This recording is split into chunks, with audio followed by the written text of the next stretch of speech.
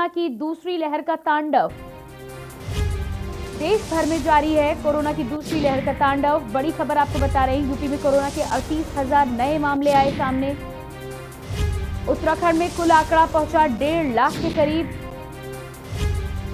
मध्य प्रदेश में 12,000 से ऊपर नए कोरोना केस। बिहार में 12,359 नए मामले। महाराष्ट्र में रिकॉर्ड 67,000 से अधिक नए मामले। लगातार हो रही हैं कोरोना से मौतें। देश भर में लगातार संक्रमितों का आंकड़ा बढ़ रहा है। देश भर में जारी कोरोना की दूसरी लहर का तांडव। यूपी में कोरोना के 38,000 नए मामले। उत्तराखंड में कुल आंकड़ा पहुंचा 1.5 लाख के करीब। मध्य प्रदेश में 12,000 से ऊपर नए कोरोना केस। बिहार की यदि हम बात करें तो बिहार में 12,359 मामले रजिस्टर किए गए हैं। महाराष्ट्र में 67,000 रिकॉर्ड नए मामले सामने आए हैं। वहीं लगातार पूरे देश की हालात की यदि हम बात करें तो देश भर में लगातार संक्रमितों का आंकड़ा बढ़ता हुआ नजर आ रहा है। 38,000 नए मामले उत्तराखंड में भी दर्ज किए गए हैं। जिस तरह से महाकुंभ को लेकर 27 तारीख को शाही स्नान भी होना है, ऐसे में 38,000 नए मामलों के बाद प्रशासन की चिंता बढ़ी है। उत्तराखंड में कुल आंकड़ा पहुंचा 1.5 लाख के करीब। मध्य प्रदेश में 12,000 के ऊपर नए कोरोना केस। बिहार का आंकड़ा 12,359 का। ये तमाम अलग अलग जगहों के आंकड़े हैं, चाहे महाराष्ट्र की बात कर लें, बिहार की बात कर लें या फिर उत्तराखंड की बात कर लें। इसके अलावा मध्य प्रदेश में भी आंकड़ा लगातार बढ़ रहा है। तमाम जानकारियों के अनुसार छत्तीसगढ़ रायपुर में भी आंकड़ा लगातार अपना ही रिकॉर्ड तोड़ रहा है। ऐसे में अब जरूरी ये है कि शासन प्रशासन को और सख्ती दिखाई जानी चाहिए, ताकि जो भी आपूर्ति करनी है, ऑक्सीजन की हो, बेड की हो, अस्थायी अस्पतालों की,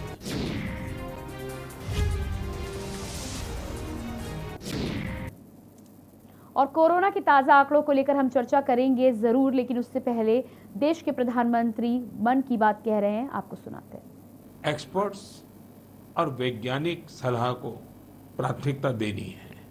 राज्य सरकार के प्रयत्नों को आगे बढ़ाने में भारत सरकार पूरी शक्ति से जुटी हुई है।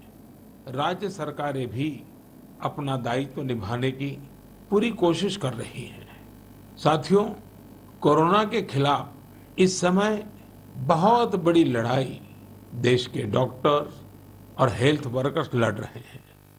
पिछले 1 साल में उन्हें इस बीमारी को लेकर हर तरह के अनुभव भी हुए हैं।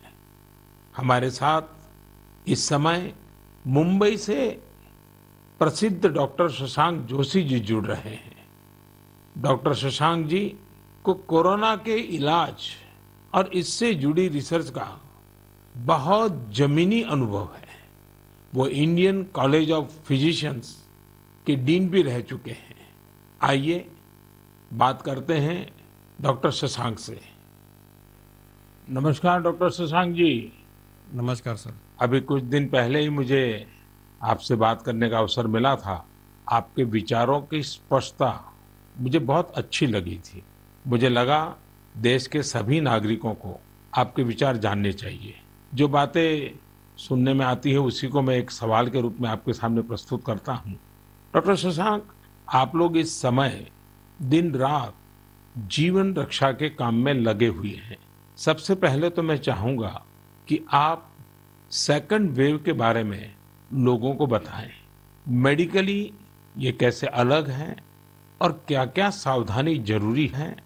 धन्यवाद सर। ये जो दूसरी बाढ़ आई है ये तेजी से आई है, तो जितनी पहली बाढ़ थी उससे ये वायरस ज्यादा तेज चल रहा है। लेकिन अच्छी बात यह है कि उससे ज्यादा रफ्तार से रिकवरी भी है और मृत्यु दर काफी कम है। इसमें 2-3 फर्क है। पहली तो ये युवाओं में और बच्चों में भी थोड़ा दिखाई दे रहा है। उसके जो लक्षण है, पहले जैसे लक्षण थे, सांस चढ़ना, सूखा खांसी आना, बुखार आना, ये तो सब है ही, और उसके साथ थोड़ा गंध जाना, स्वाद चला जाना, ये भी है। और लोग थोड़े भयभीत हुए। भयभीत होने की बिल्कुल जरूरत नहीं है। 80-90% लोगों में इसमें कोई भी लक्षण नहीं दिखाई